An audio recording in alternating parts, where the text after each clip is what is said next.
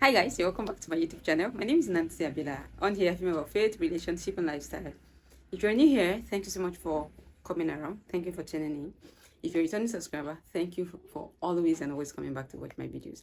I do not take it for granted. Alright, so today, in today's video, I'll be talking about something related to my previous video, the last video I uploaded. A friend reached out to me concerning the last video I uploaded, and she told me about some certain things. Okay, so yeah, that's what I want to be sharing with us today.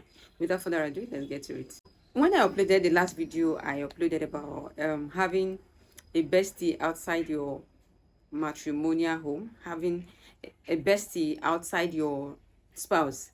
A friend of mine watched the video and she reached out to me, and then she said, although before you people come for me, I asked her, I took permission from her to make this particular video today, and she gave me the go ahead. She said I'm free to make the video, so that's why I'm sharing it with us today. So she reached out to me and said, Nancy, I like the video you uploaded. I like um all the um all the things you said in there, but then I have my reservation. She said she has a best friend outside her marriage. She has a best friend that is not her spouse, and then this best friend, it's something that she can explain. I'm like, okay, let's hear the explanation. And then she went for that to tell me that the person she's married to is not somebody that is like a friend sort of. Okay, this is the gist. She was once in a relationship with someone else, and they got along together. They were very good friends. They built a very strong relationship. I'm a strong advocate of making the person you're with a friend, a best friend, if possible. So the person she was dating us at the time, they were best of friends. They built a very strong relationship.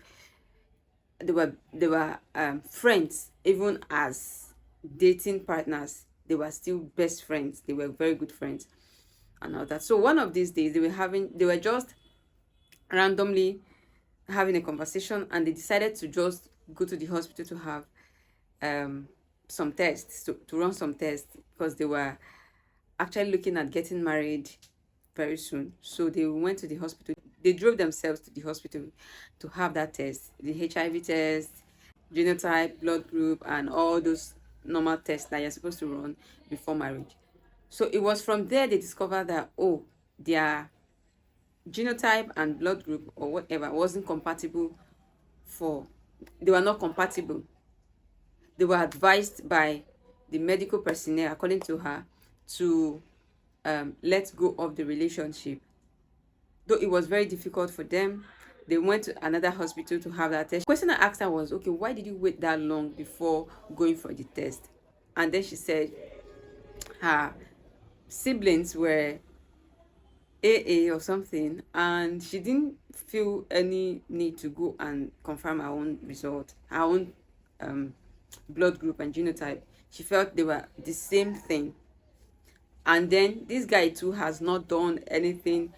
I don't know, I'm not too sure, but I don't think he has done anything blood group and genotype test before. So they decided to do that. That was when they now found out, and they went to another hospital, the same thing. The doctors told them that, see, we don't want to bring up a child and start running helter skelter. So even at that, they decided to still go ahead with faith. They were just still in the relationship with faith and everything. But on a very faithful day, they sat down and they had a very, very honest conversation within themselves.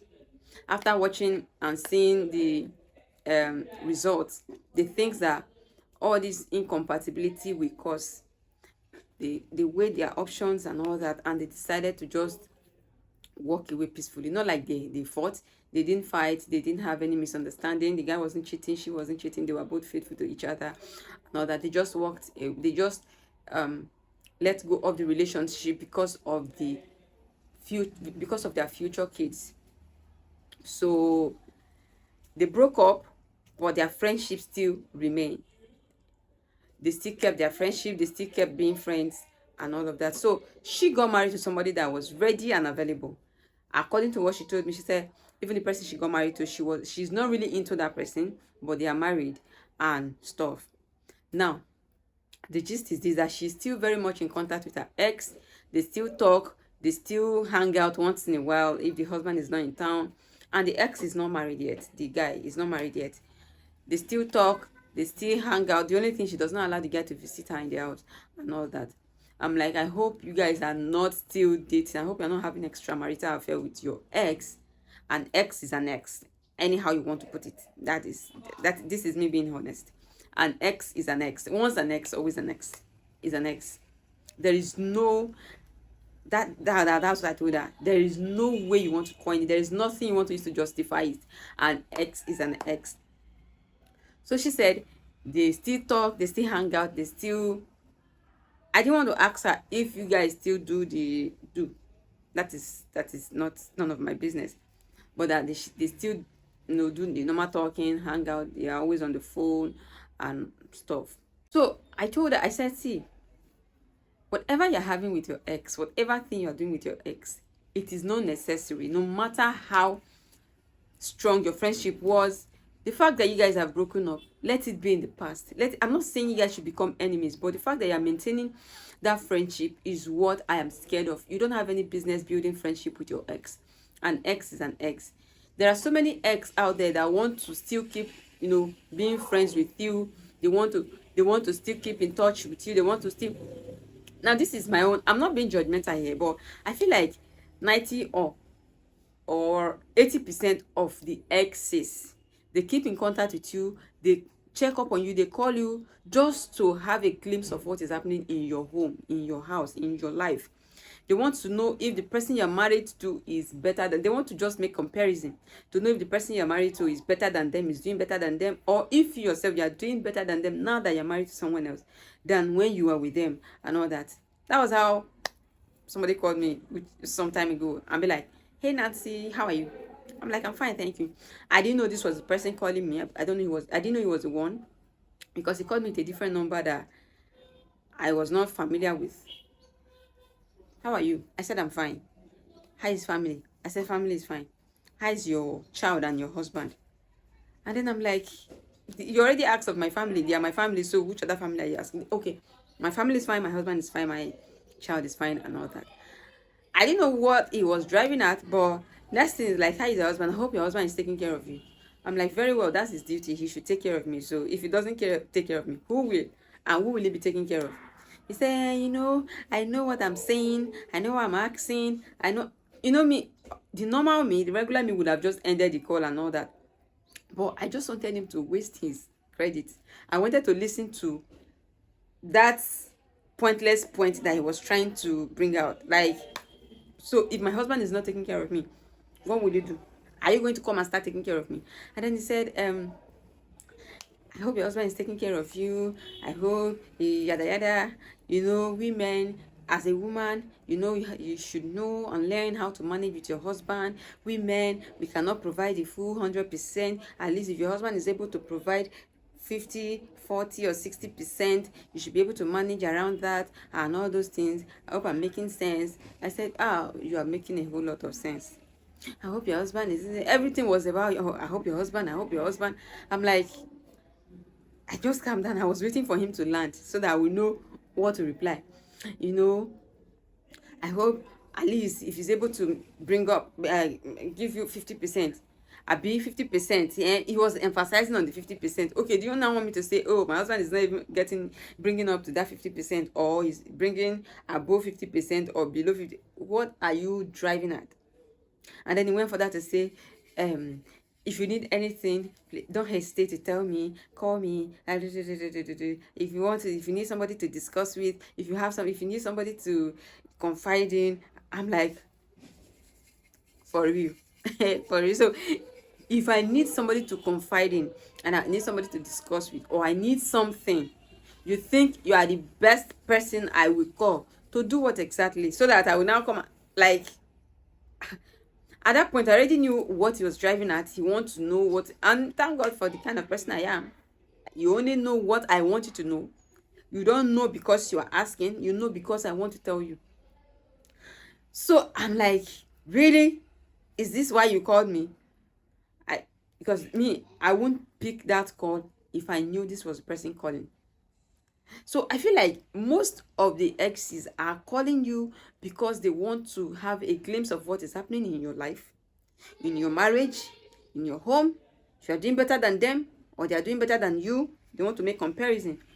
Exactly what I told her. I said, see, no matter how good you want to paint this your ex, an ex is an ex. Let it be in the past. The fact that you guys are broken up, let it be in the past. This is also to let someone, for some of us out there that still feel you want to keep the friendship or you want to keep in touch with your ex. I don't see any need for that. It is highly unnecessary for you to keep, being friends with that person you broke up with. You guys broke up. Yes, they broke up on a very good slate. There was no quarrel, there was no argument, there was no misunderstanding, but he's an ex. He's an ex, and that thing is enough to break a home.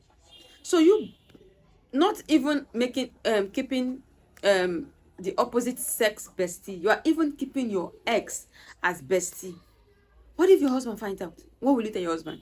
Oh, I didn't love you, I don't love you, and yada yada. So it is not necessary.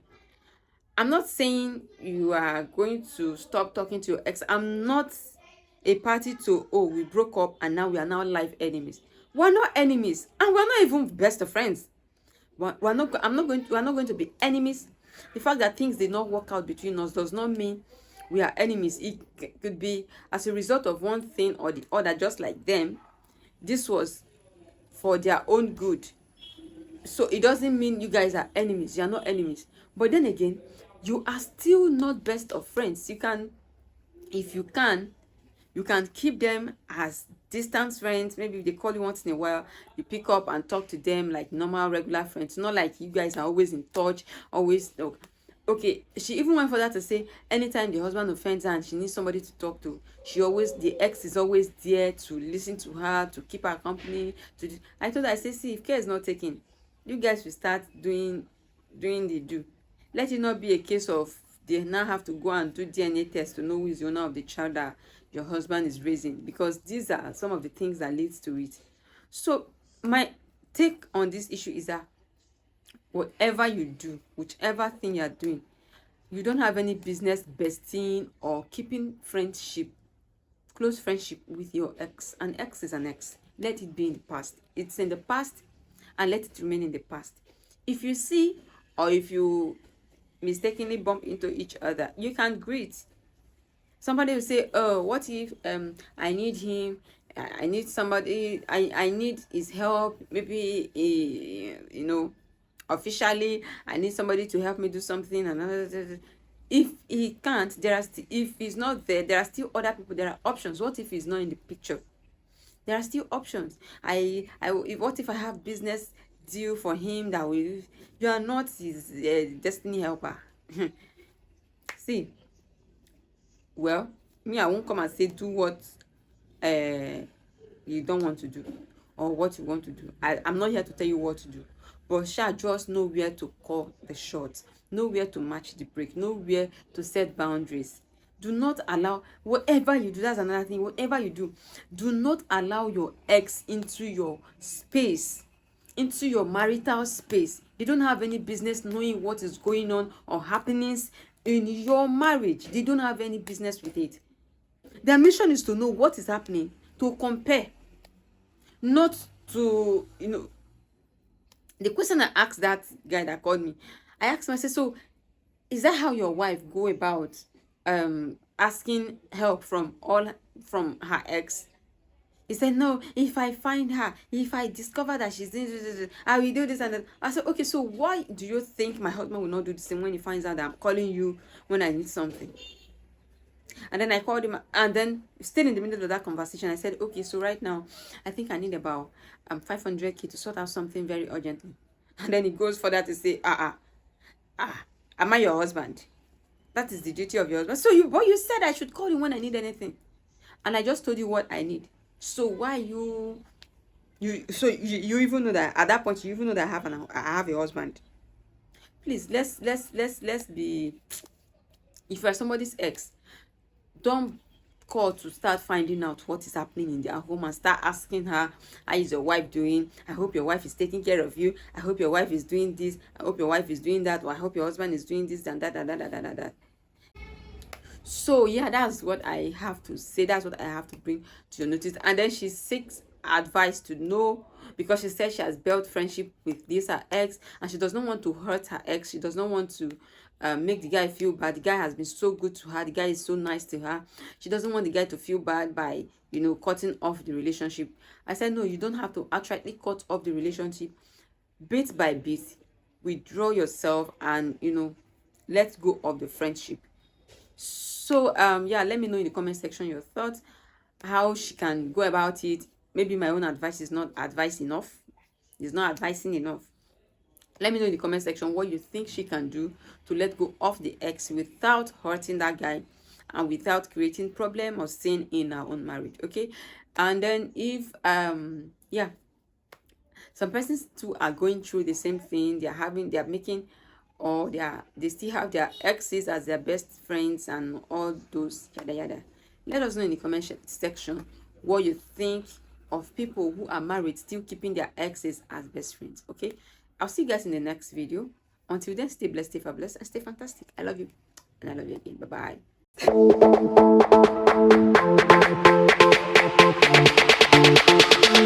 bye.